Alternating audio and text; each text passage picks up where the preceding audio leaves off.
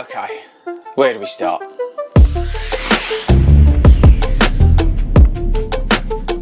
Welcome everybody to 40 Runs, and we are back in HQ after our Scottish Marathon trip. And thank you firstly to everybody who watched the Edinburgh vlog. I appreciate all the comments, I appreciate all the nice messages on Strava, all the nice messages on Instagram, and all the comments in general. So thank you very much, I really do appreciate it. And if you've not seen the video, check it out. Basically, it didn't go to plan. So I think we're going to break this video down. We're going to talk about the race very quickly, because as I say, you've probably hopefully seen the vlog by now. We'll talk about where I think I went wrong, and then we're going to talk about how we're going to fix all that for the next race. So firstly, yeah, the race itself, we was okay up until halfway, and I think the video actually, at halfway, if you watch that video, I say something like, this is feeling too hard. What was really apparent after the race, and if you say, we ran a 4:04 and change, right? So the aim was 3:45. But we always had in the game plan to go through 13 miles at 1:52, and we went through at 1:50. We was 2 minutes quicker, but we had a downhill section, so the first 5 miles was downhill. If you look at the Strava, maybe I've even put something up on the screen, but you look at the splits, we was bang on pace, that was fine. But we went through and it just felt too hard. Now, I ran a 1:38 half marathon a couple of weeks ago, maybe even more than that now, in London Landmarks, if you've not seen that, and that felt relatively okay. Recovered fine from that, really didn't feel any side effects. So to go through at 1:50 feeling like we did was a concern, and that's why, you know, even then on reflection, I knew really that I was in trouble. Because it just felt, something just didn't feel right. And we carried on, and then I lost sight at 15 miles, and then I had to push on. I wanted to, it was that point in the race, and I'm hoping you can understand what I'm saying, because sometimes in a race you need to push on to sort of get yourself back into it and keep the rhythm going.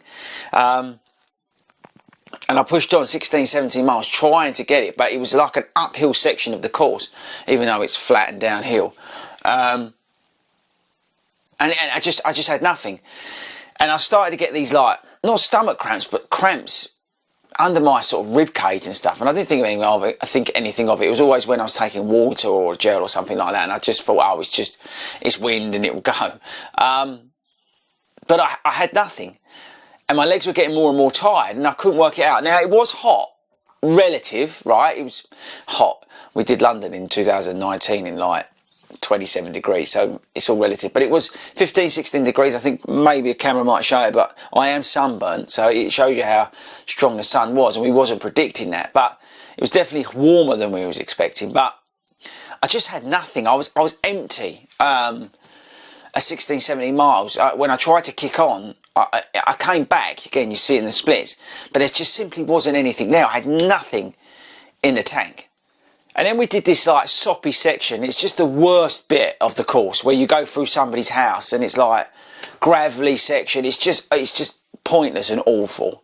And I came out of there, and we had, I think that was like 19 miles, and I literally just had nothing. And I thought, firstly, the 3:45's off, because I did go back one step. I did think that because from memory, because we was climbing so much up to 17, 18 miles, I thought actually downhill I might be able to pick some time up. I might be able to gain some of what I've lost, because on the pro place I was watching it, so I knew where I was all the time in terms of finishing time. And I thought, well, actually, it doesn't matter if I've got nothing here, because if I can kick on the downhill, then I'll be all right. I'll catch some of that up, and it'll be close. You know, under 3:50, I'll take that.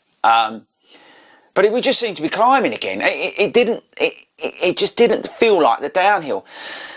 But actually, what the biggest problem for me is that 19 miles, the pain in my ribs just got worse and worse and worse. And I was in so much agony. I think it's on the video, and it was right under my ribs. And every time I ran, the pain got worse. And it wasn't like stomach, as in, you know, like when you get the trots. It wasn't that sort of pain. It was, I don't know, it was unbearable, the pain I was in. So, again, reassessed my goals. But I was just, it was literally like hitting a wall. I just thought, I don't know what to do here. I saw a St John's Ambulance guy. And I said, oh, is there, you know, a tent up the road? And I can't remember what he said, but I didn't go in there. And I didn't have a wee either, by the way. I said in the video I went for a wee, but I didn't. Because I was actually I was in that much pain, I was gonna jump in. But when I walked, I started walking then, it eased off. So I thought, right, run, walk from here on in. So yeah, I was looking at the time, thought, right, if I come in like, start doing 30 minute per mile, I'll get in at just under 4 hours. I can live with that, no problem. Because again, it was all about survival because of the pain. And that went through, I think at 25 and something, towards 26 miles. I took 4 hours. So I thought, again, I ain't bothered about that. And it was just, again, from then, that point, it was just all about finishing. So I crossed the line. If you've seen the video, I was obviously quite emotional, and that was genuine. You know, if you've not followed the channel, I had some surgery back in January. That was to remove something. I didn't know what was going on. It was, you know, I think I said to Sarah, I was almost, I felt like I was looking down the barrel of a gun at that point. So I was just pleased, really, in a way, to be able to do what we do, right? So, not to hone on in that too much. So, you know, I am very grateful that I was able to complete it. But it's frustrating because despite that surgery back in January, February, and that point, I still had enough time to train and train well. And I thought my training went well.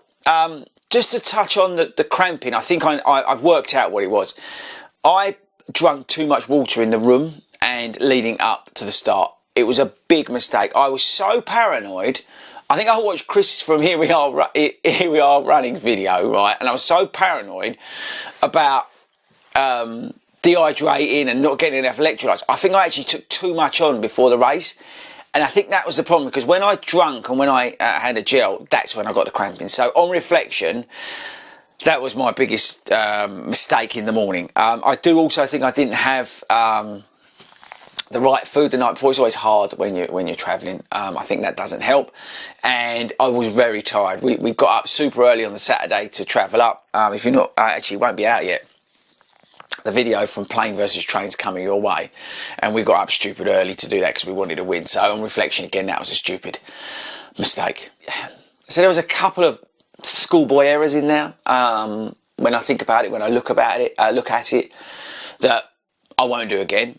So you know, that explains the cramping, because this is going to sound really gross, but when I sat down next to Speaco, I let off the biggest ripper.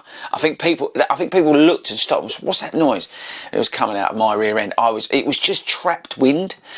Gross. But I think that's what it was. So that's why. So I put that down to that. So I've scrubbed that off. I understand that. And I think that's half the problem, is trying to understand it. But I still think, you know, there could have been some improvements in my training.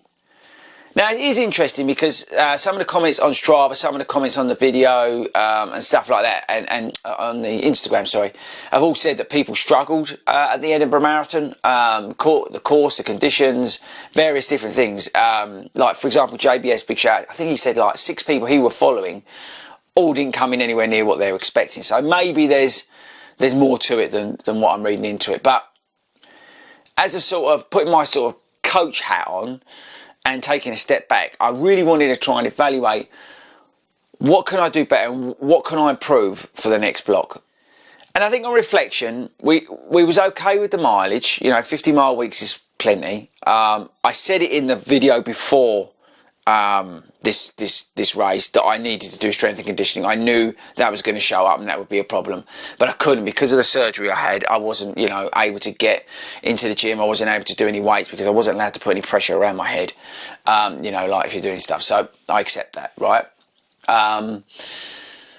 But we was doing a lot of double running, a lot of easy runs. But I think there's a couple of things that I really need to focus on for the next block. And that is making the easier pace that little bit quicker. I think our easy pace toe touch on it was probably a little bit too slow. I don't think we did enough. We did goal work in the long runs, but I think we needed to do more goal work over a longer distance. So you like 15, 16 miles of goal would have been, I think, beneficial to us. I think we needed to go to the track, you know, once a week. I think really to dial in, and don't get me wrong, we did some good speed work, but I think to really dial in that speed work. But just caveat all this, right? Because I still pushed out a 42-minute 10K like a couple of weeks before the marathon, right? So I'm just kind of contradicting myself, because clearly the speed work was working, because otherwise I wouldn't have been able to push out. Oh, we did a sub. When was that? I can't remember when it was, but we did it was just under, but 20-minute 5K. Pushed out the say the 42-minute 10K. So maybe I'm a little bit wrong here, but the speed work was running, but working. But anyway, I think we need to get to the track. I also think, yeah, like Tobe said, that the easy work needs to be a little bit quicker. So instead of like that 9:50 10-minute miles, if 8:35 is the goal, we probably need to be like more like 9:45, 9:35 on those easy runs. That could be beneficial. And yeah, I just need to work on the strength and conditioning. So I think for the next cycle, the next block, I think there's some key takeaways. So we're going to get into the pool. We're going to do a lot more goal work on those longer runs, up to about 16 miles. Definitely going to put more of that in. The double runs where I was doing one easy, one sort of medium effort. I'm tempted to do, you know, like it's fashionable at the moment, but the double threshold running, to try and get that time in. And I think the biggest other thing as well, and that's just personal, and people have said I'm mad already, but I do feel like I need to lose some weight. I think I'm probably a stone from where I need to be. I don't know what that is in sort of kilograms and that sort of stuff, but I need to lose some weight. I know that for sure. I definitely put on too much weight in this training block as well, and I'm not saying that negatively impacted me, but I think I'm subconscious of that as well. So yeah, they're the sort of lessons learned and the ways in which I'm going to improve for the next block. But overall, I don't know. I'm still annoyed about it now. I'll be honest with you, I'm still annoyed. Yes, you can put it down to a bad day in the office. Yes, it can be a freak. It could be a one-off. But I don't necessarily go down that road. I have been very lucky with the marathons and the halves that I've run to targets. I've always achieved those targets. So it's a hard one to suck up this. It's like Dorney, when I ran that PB, 3:48, 3:49, whatever it was, I crossed the line and I was mucking about like I probably could have gone faster. And I've trained harder for this block. And that's what I can't work out. I've done more miles for this block. I worked harder for this block. I've done more 20-mile runs. I've done more goal work. I've done more speed work. Yet I did a 4:04, and then I did Dorney a couple of years ago, 3:48, 3:49, whatever it was. And I did less work, and I crossed that line, and like, so we watched the video, like, I could have gone a lot faster. So I can't put my finger on it, and that's what's really frustrating me. The cramping, okay, I understand that, but I don't know. So anyway, so that's what we're going to try, I think. Yeah. Edinburgh Marathon as a whole, take it or leave it, I'll be straight up. Okay, it's slightly tinted because of, I guess, you have those thoughts about the race. The guys, all of them, Toby, Sabrina, Sai, none of them were very, as well, were sort of saying that it was like a really good course. So, I don't know. We'll see. But, yeah, it's a hard one to swallow.